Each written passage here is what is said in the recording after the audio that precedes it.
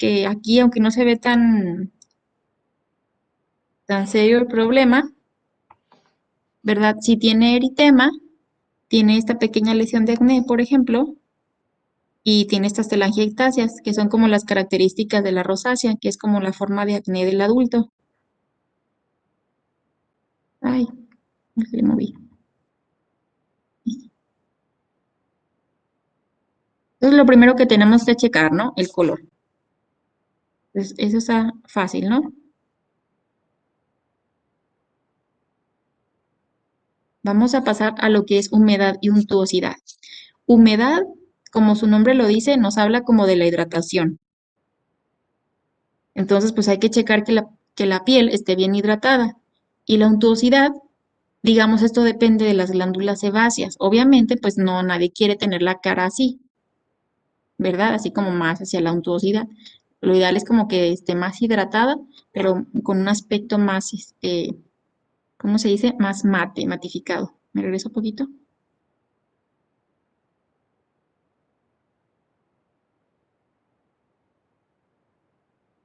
Entonces, bueno, son aspectos que debemos ver y si vemos, por ejemplo, si la paciente tiene una piel seca, pues ¿qué podemos optar? Por hidratantes, ¿no? Si es una paciente con piel grasa, pues igual, utilizar, por ejemplo, jabones dermolimpiadores que tengan mayor acción en la limpieza, ¿verdad? Y limitar los hidratantes. En este caso, nada más es como la higiene más protector solar.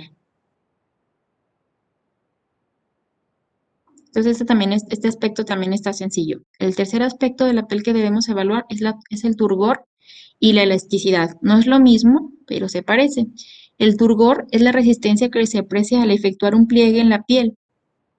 Entonces, esto del turgor nada más se debe de evaluar principalmente en los pacientes que estén deshidratados, ¿sí? Cuando tenemos un niño que está en deshidratación moderada a severa y si nosotros hacemos un pliegue, por ejemplo, en el abdomen, se ve cómo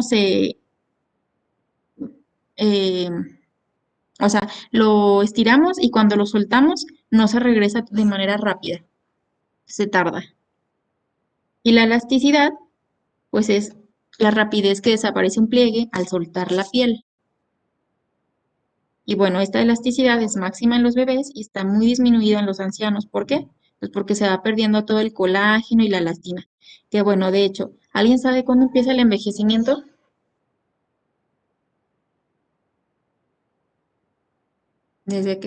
O sea, ¿desde qué edad empiezan a haber cambios en el envejecimiento?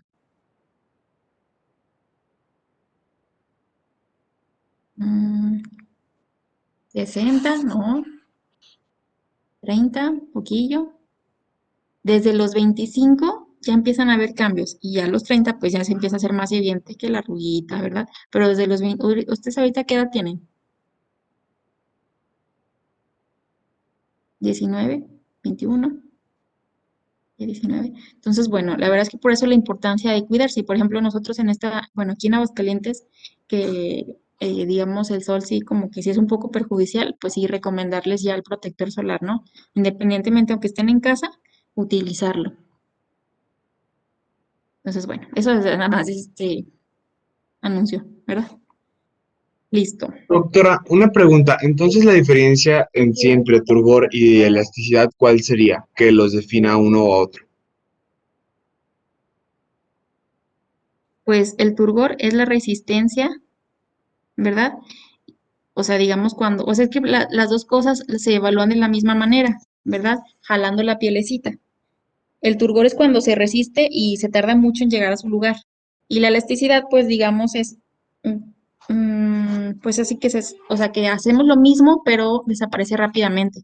Pero no hay así, bueno, o sea, una definición, pues les comentaba que es muy similar.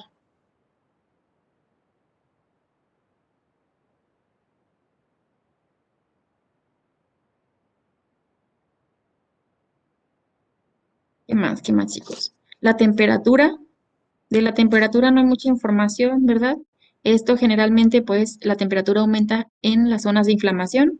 Por ejemplo, los signos de inflamación, que yo ya se los había dado en Prope 1, ya se lo sabe.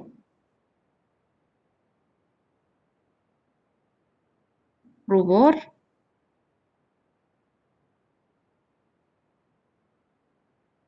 Dolor. Ujú. Calor es otra. Ok, entonces siempre que existe una inflamación, pues vamos a encontrar esa elevación en la temperatura. O bien, por ejemplo, pacientes con trombosis venosa profunda, también encontramos incrementos en la temperatura, pero ya no estaremos hablando pues de la cara, no estaremos hablando de otras zonas.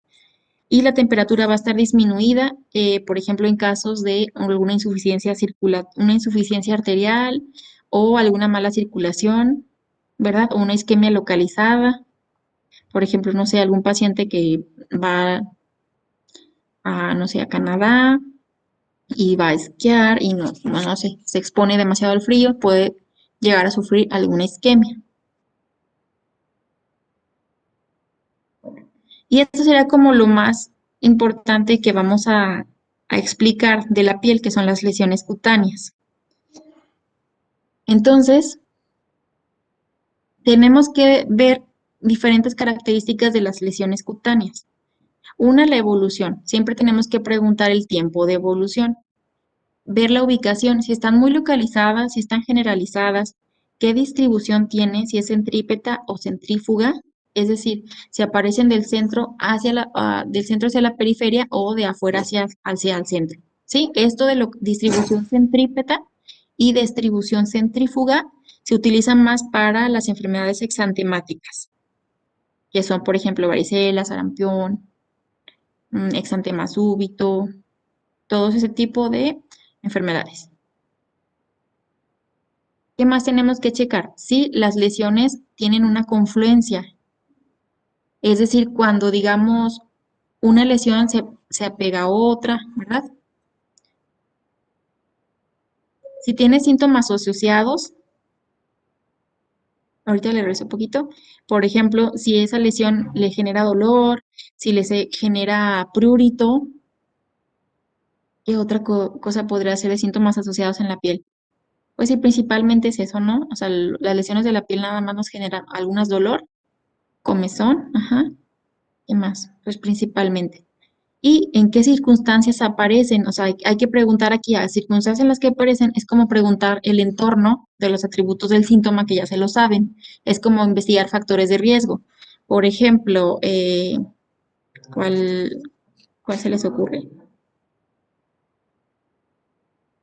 Ajá, podemos preguntar alergias, ¿verdad? A lo mejor la paciente es alérgica a la penicilina y le administraron ese medicamento y eso originó que le salieran lesiones, ¿verdad? En la piel. Entonces me regreso un poquito.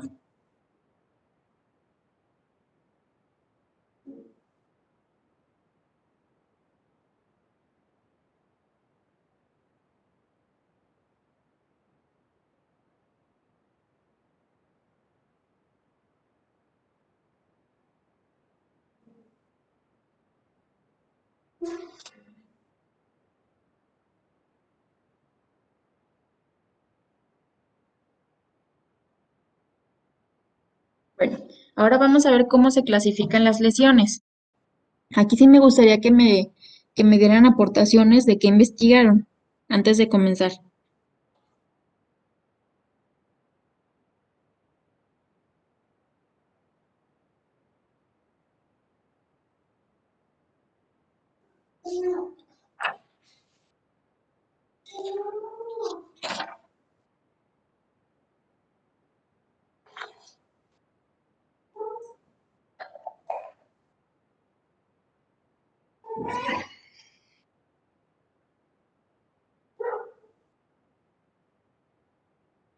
Les preguntaba que, perdón, antes de comenzar, ¿qué investigaron de esto? De las lesiones primarias y secundarias.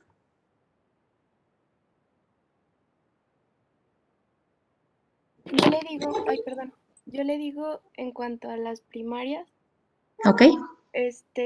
bueno, a lo que leí es que son lesiones que aparecen como podríamos decir, como de la nada o como que apenas acaban de surgir y sin Ujú. estímulos previos, y la mayoría de como de algunas enfermedades cutáneas tienen este tipo de lesiones, o sea, lesiones primarias, no llegan a ser ya lesiones secundarias. y estas van a depender mucho, o sea, de cómo sanen en cuanto a cómo se traten y con la rapidez con la que se detecten. Ok, muy bien, Miriam. ¿Alguien me pudiera decir algo de las lesiones secundarias?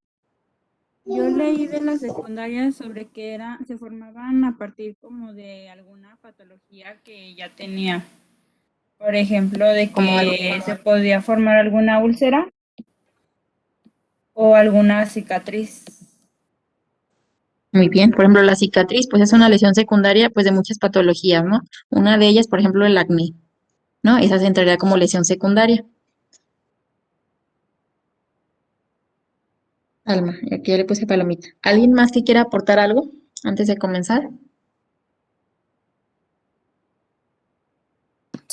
Doctora, entonces en las primarias, no se genera, por así decirlo, una costra o sangre, sino nada más en las secundarias o también en primarias. No, también en primarias. Ah, ok. Bueno, vamos a ir viendo entonces todas las lesiones primarias y secundarias. No recuerdo si en Prope 1 se las mostré, ¿no? Ok. Bueno, pongan atención, les puse como imágenes, pues para que sean más evidentes y digamos si sea una forma de aprender, entonces esto sí es como más visual. Entonces, las lesiones elementales o primarias, como nos decía Miriam, son aquellas que se presentan como primera manifestación de la enfermedad cutánea y se les logra identificar como tales antes que confluyan o cambien en su aspecto. Algunos ejemplos son las máculas, pápulas y vesículas. Ahorita las vamos a ir viendo para que las distingan. ¿Sí? Entonces es como lo primero que aparece antes de que cambie, porque hay enfermedades que las lesiones van cambiando. Las lesiones secundarias son aquellas, como nos decía Salma, son aquellas que son consecuencia de otra lesión. Ejemplo, costras y cicatrices. Ok, entonces, ¿quién?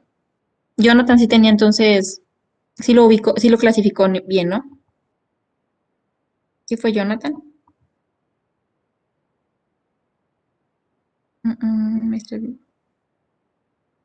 No. Ah, no, fue Oscar Eduardo. Ok. Entonces ahí para anotar esa participación. Bien, entonces vamos a ir viendo una por una, ¿sale? Vamos a hablar primero, bueno, antes de comenzar con cada tipo de lesión, quiero que identifiquen qué es un exantema y qué es un enantema.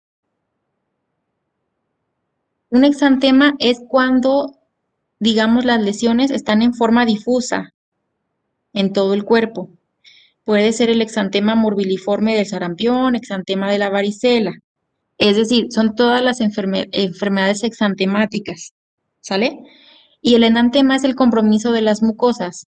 Ambas, ambas son exantema, ¿eh? No se van a confundir. El enantema es ya cuando se comprometen las mucosas, porque pues también tenemos lesiones de varicela que si no se autolimitan, ¿verdad? O que si no, o digamos que si no le damos algún antiviral, también puede lesionar, por ejemplo, en la boca o en otras mucosas. Entonces, esa es la diferencia de exantema o enantema.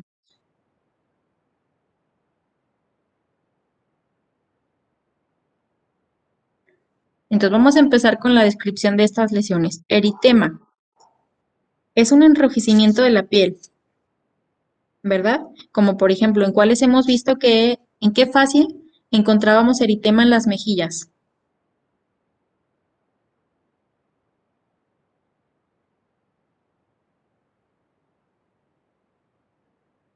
en la lúpica,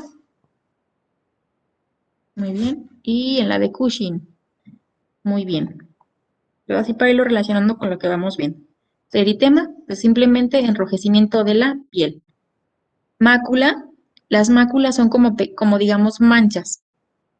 Por ejemplo, aquí, todas esas pequeñas manchas que tiene aquí, que probablemente puede ser por la exposición al sol, o sea, puede ser que cuando se está como, digamos, o sea, podría ser eso o pudiera ser otra cosa. Se le conocen como máculas o hipocrómicas, es decir, hipo porque tiene menor color que el resto de su piel.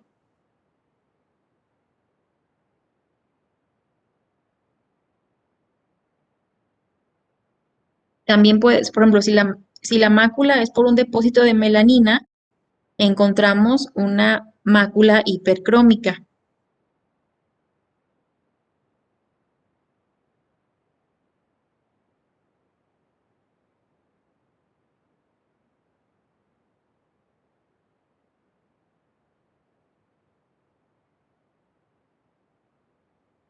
Déjenme ver si hay algo más. Vitiligo, que si el vitiligo entraría como mácula, pues sí, podrá ser por el defecto de pigmento melánico.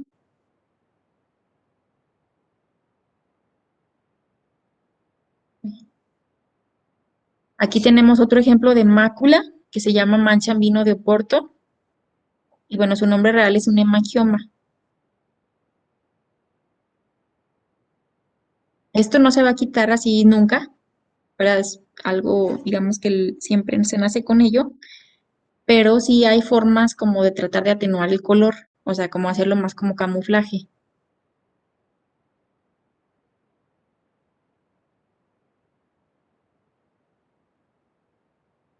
Y esto del hemangioma, pues principalmente lo que está afectado son todos los vasos sanguíneos. Es como, pues sí, como un tipo crecimiento anormal de los vasos sanguíneos. Entonces, por ejemplo, con el tratamiento de un tipo de láser, no me acuerdo el nombre del tipo de láser, eso puede ayudar a atenuar, ¿verdad? El color. La pápula es una lesión elevada, circunscrita, de menos de 1 centímetro, en general redonda, pero puede variar un poco. Su superficie puede ser suave o rugosa.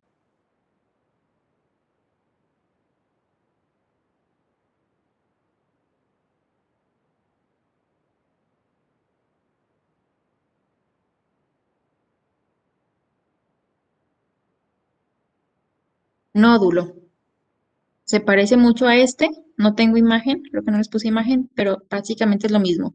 Es una lesión sólida, redondeada, mayor de 1 centímetro, bien circunscrita, es equivalente a una pápula, pero mayor de 1 centímetro, o sea, básicamente es lo mismo, ¿sí? Menor de 1 centímetro, mayor de 1 centímetro. Uno de ellos podrían ser los quistes, por ejemplo, a veces se forman quistes así en la mano por salida de líquido, o, por ejemplo, ahí a las participaciones que veo en el chat, por ejemplo, las podemos encontrar estas pápulas, también, por ejemplo, las lesiones por el virus de papiloma humano, también, digamos, las podríamos clasificar aquí.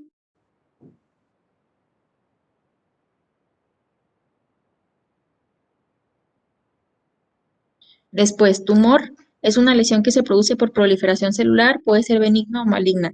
Pues un tumor, digamos, también podríamos decir que se parece un poco a un nódulo, bueno, o sea, todo crecimiento anormal le llamamos tumor y ya pues dependiendo del resultado de la biopsia es lo que nos va a decir si es algo benigno o maligno o de las características, ¿verdad? Que ya se habían comentado algunas de las características, por ejemplo, si es de bordes irregulares, ¿qué otro, qué otro? La evolución muy rápida.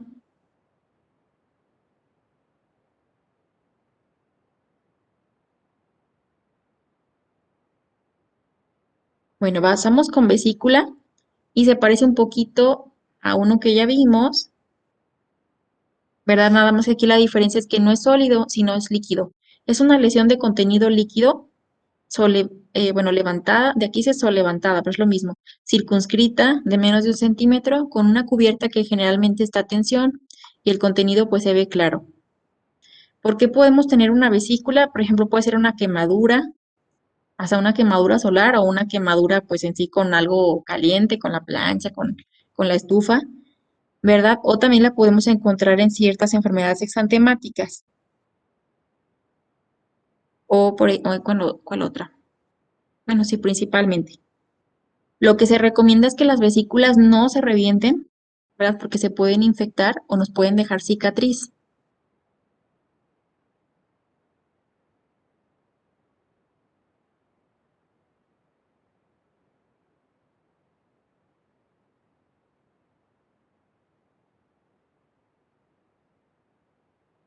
¿Qué es el líquido? Pues es como,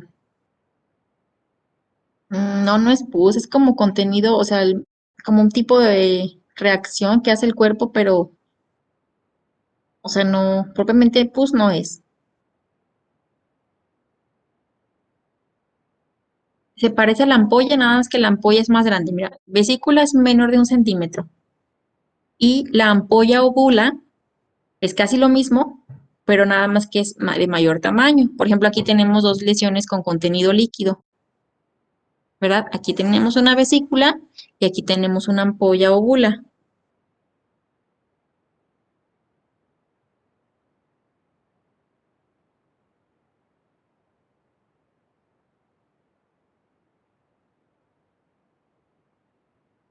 Doctora, pero entonces su origen etiológico sería el mismo, ¿no? Nada más que la diferencia gradúa en el tamaño. Así es. Sí, pero la causa, pues básicamente sí es la misma. Hay otra enfermedad autoinmune que se llama pénfigo vulgar, ahorita recordando, y también causa este tipo de lesiones.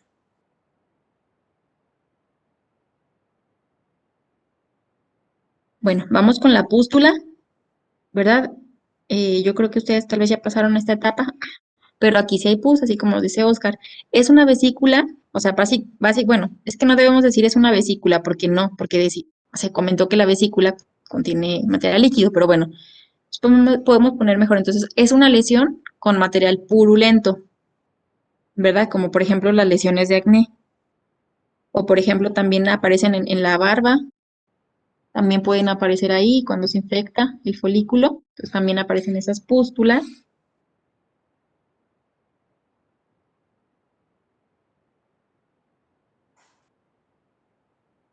Pústula.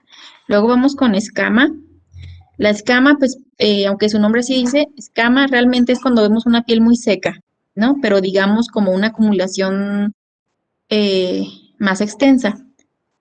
Entonces, las escamas las podemos encontrar en psoriasis, que también tiene como cierto fondo autoinmune, en la dermatitis seborreica o en infecciones micóticas.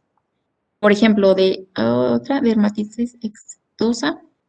Por ejemplo, la dermatitis seborreica afecta principalmente, por ejemplo, las cejas o el cuero cabelludo. Es como los sitios que más afectan y se forman escamas con zonas de eritema. Igual, por ejemplo, en las infecciones micóticas se llama tiña. Y ya dependiendo del tipo de donde se ubique, le ponemos como apellido, ¿no? Por ejemplo, tiña capitis, tiña corporal, tiña pedis, dependiendo de dónde se encuentre, y también encontramos zonas de escama. Ahora, una placa puede ser una lesión en sí misma o el resultado de la confluencia de otras lesiones. ¿Sí? Entonces aquí la voy a hacer más grande para que la vean. Por ejemplo, aquí, es toda esta lesión.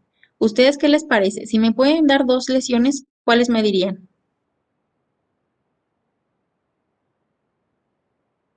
Eritema, muy bien, y escama. Así es. Entonces, esto corresponde a una lesión. Perdón, se me movió. ¿Dónde estoy? Ahí está. Corresponde a una lesión eritematoescamosa. Entonces, esto es común de la psoriasis, de esta causa que les había comentado.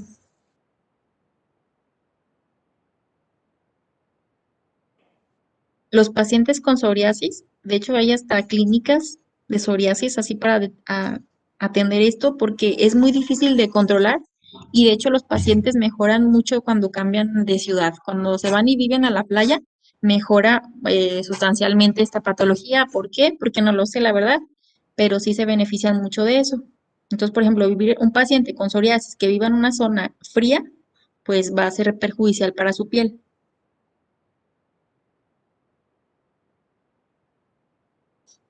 Aquí tenemos otro ejemplo de la dermatitis seborreica, que igualmente la podrían decir como una lesión eritematoescamosa.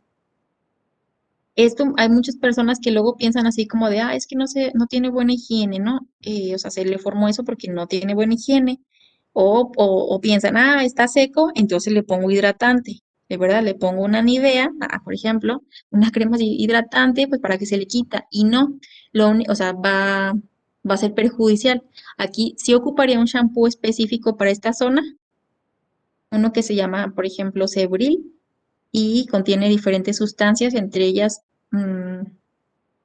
ay, se me olvidó el nombre, alquitrán de hulla, huele muy mal, así muy, muy fuerte, pero es una sustancia queratolítica, entonces lo que hace es tratar de quitar toda esta capa de piel, ¿no? Para que vuelva como a su estado normal, o sea, como regularle su pH.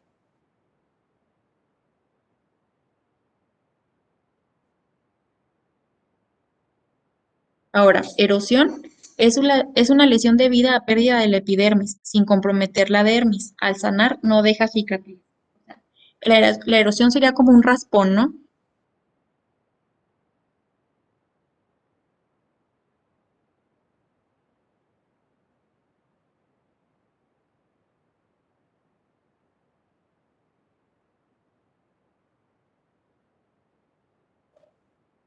Bien, luego viene la ulceración. Es una solución de continuidad que compromete la epidermis y parte de la dermis, de modo que al sanar deja una cicatriz.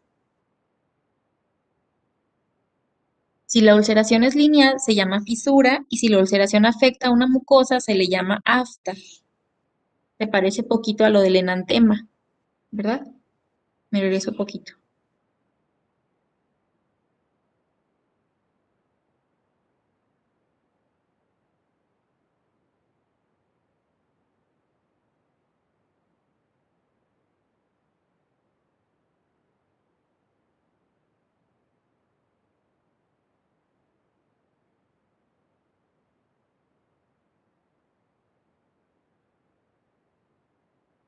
Luego viene la costra.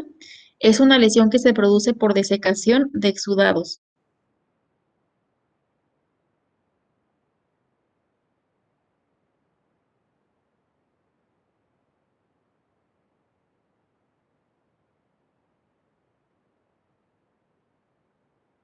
Entonces, para que me entiendan un poquito más en esa diapositiva, a lo mejor no se entiende, la fisura es la que aparece principalmente en la piel y las aftas son las que aparecen más como, por ejemplo, en la boca.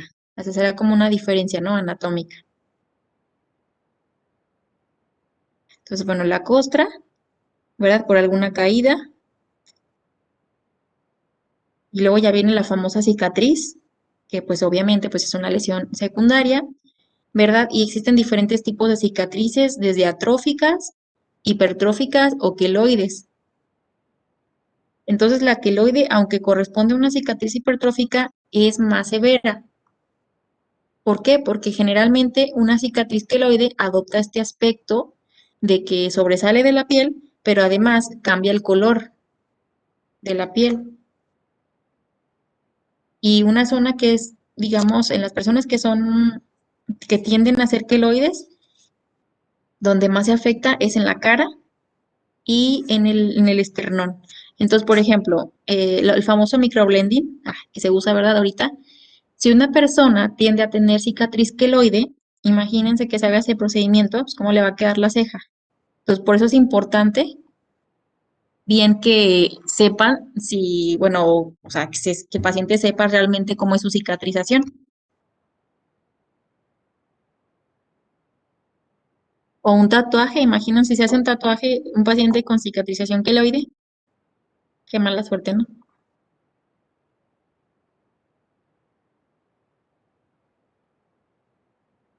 Déjenme ver cuántas faltan poquitas, pero bueno, llegamos a las lesiones de la piel nada más y ya lo demás lo dejamos. Pasamos a la roncha. Es una lesión de bordes levantados y netos, no permanente, habitualmente muy pruriginosa debido a edema de la dermis e hipodermis y es característica de las urticarias. ¿A qué nos referimos o sea, generalmente es por algo, pues sí, alérgico, ¿no? O bien, por ejemplo, en este paciente, pues es un paciente, digamos, que ya se llevó al servicio de alergología y ellos aplican esta prueba de alérgenos. Entonces, lo que hacen es que pican la piel y luego ponen sustancias y tienen que checar qué tanto creció, Por ejemplo, digamos que este paciente pues sí tiene muchas alergias, por ejemplo aquí, o sea, a esa sustancia que se le aplicó, pues sí es más alérgico, pero pues casi la mayoría, solamente esta y esta, casi no se ven alteradas, ¿verdad? O qué otra cosa, por ahí nos escribieron, o por alguna picadura de algún insecto, de un mosquito. Ok, muy bien, chicos. Así es.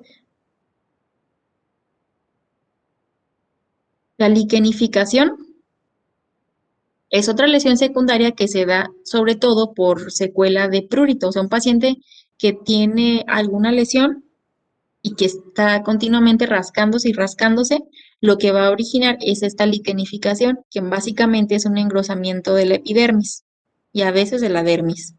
Entonces, igual manera, pues también se ve como una lesión eritematoescamosa, pero tiene otras pequeñitas lesiones. Todas estas chiquitas, ¿qué nombre le pondrían?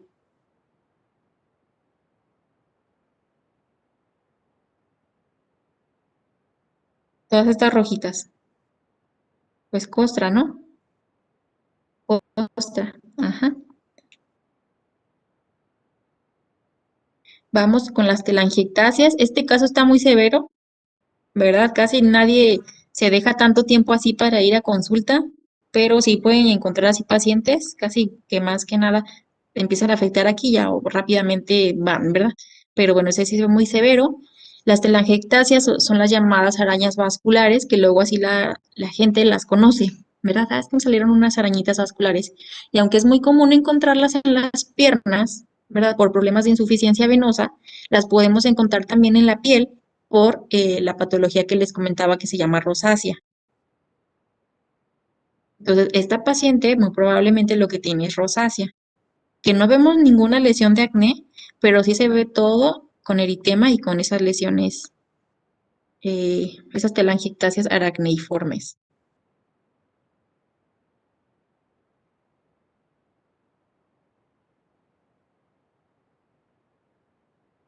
Por ejemplo, son, ajá, bueno, no son como varices, porque las varices son más, bueno, sí se parecen, es que las varices son más como digamos para las extremidades, pero sí tienen un aspecto muy similar.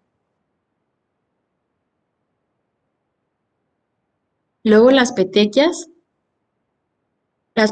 aparecen mucho en lesiones que tienen problemas, sobre todo de las plaquetas. Entonces, digamos, en patologías reumatológicas son en las que pueden aparecer. Y las petequias parecen estas lesioncitas así como del tamaño de una cabeza de alfiler, ¿verdad? Y realmente son pequeñas hemorragias que si nosotros presionamos no se quitan. Entonces, obviamente, si tenemos un paciente así, ¿qué le vamos a recomendar? Lo primero, que se haga una biometría hemática para ver qué está pasando y ver si realmente las plaquetas son las que se encuentran alteradas o que se haga, por ejemplo, los tiempos de coagulación también para ver si hay algún error ahí. Y luego, equimosis. Pues la equimosis es la extravasación de sangre, ¿verdad? Y que se da sobre todo por un golpe. También en personas con trastornos de la coagulación, pacientes con cirrosis hepática, pueden tener este tipo de lesiones. O sea que con un mínimo toque, y si alguien no tiene bien sus plaquetas o tiempos de coagulación, se va a formar. ¿Verdad? Si no, es que solo me metí un apretoncito Doctora, más de la coagulación. ¿Sí? la equimosis es lo mismo que el hematoma. No, cambia poquito. El hematoma es levantado y la Ok. equimosis es una lesión plana. Ok.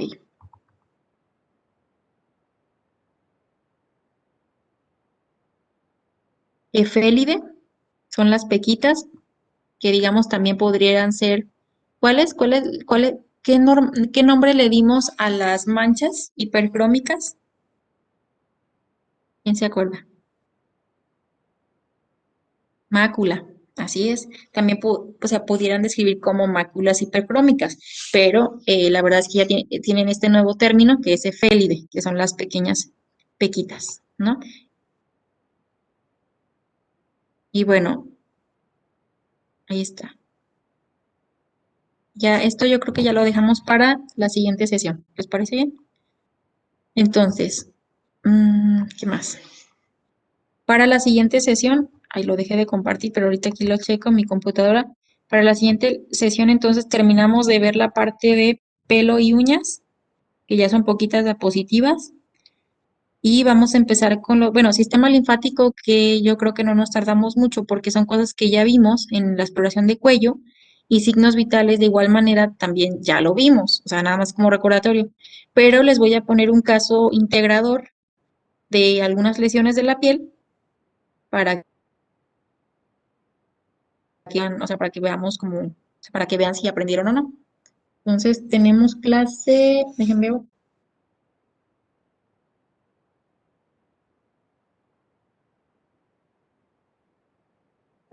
Bueno, tenemos clase el lunes, pero es festivo, ¿verdad? Entonces nos vemos hasta el miércoles. Entonces probablemente el miércoles pues es una clase más extensa, ya dependiendo, igual si no vemos algún tema de la segunda unidad. Entonces, bueno, ver cómo, y que tengan, bueno, que tengan bonito día y bonito fin de semana largo. Entonces, cuídense mucho.